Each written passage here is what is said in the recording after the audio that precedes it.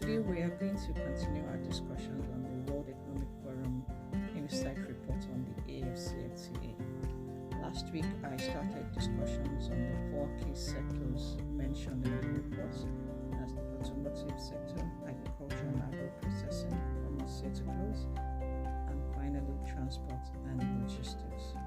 For last week's episode, I did a review of the key trends and opportunities stated in the automotive sector. But today we're going to look at the agriculture and agro-processing sector. We will look at the key trends and opportunities highlighted in the report. So join me and let's go. Let's journey together.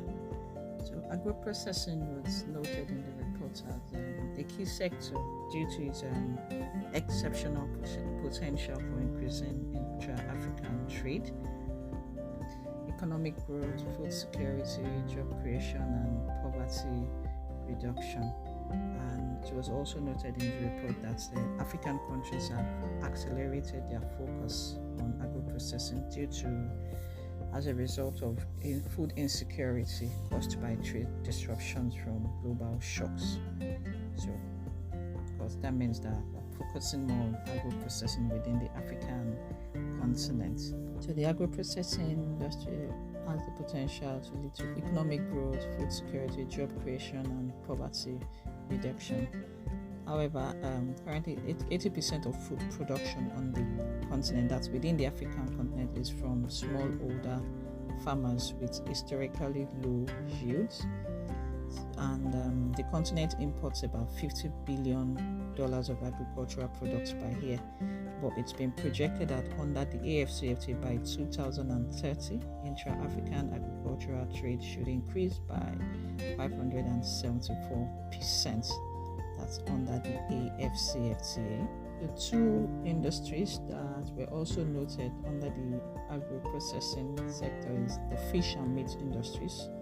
They have a great potential for investments, as the majority of demand for both fish and meat is met by local production that is not traded, and also it's been stated that only 16% of the fish industry and 10% of the meat industry of demand for fish and meat is met by imports.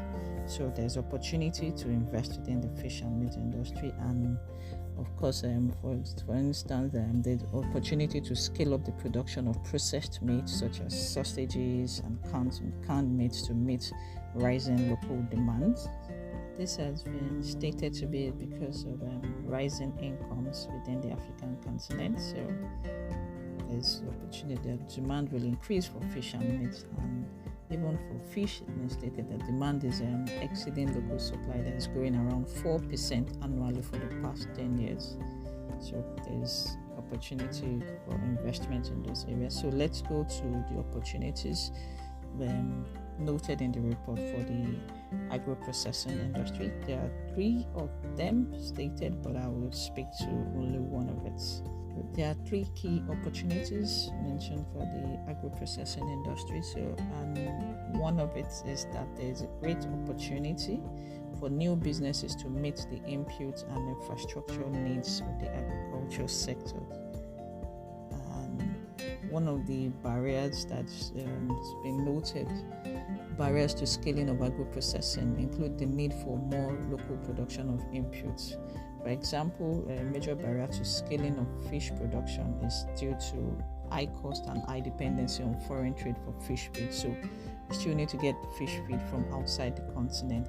So with regional hubs, like under the AfCFTA, with regional hubs can help increase intra-African trade of fish feed and allow for scaling up within the regional African market that will be made up of small producers. So a McKinsey report was also referred to in this report. It stated that Africa's agricultural potential will require an 800% increase in fertilizer application for main nutrients, a $65 million plus investment in irrigation, and more than $8 billion investment to storage through local warehouses. So these are areas that you can look areas of investments that you can decide to. So something like Ghana was mentioned as Ghana has started taking steps to attract foreign investments in infrastructure and for preserving and storing and transporting of harvest yields within the agro-processing industry. So this is where I'm going to stop for agriculture. Next week we are going to look at the pharmaceuticals industry. And as usual, the podcast is for educational purposes only. Please reach out to me if you'd like to discuss further in respect of international trade needs or trading within the African region. And until next week, I say to you, bye-bye.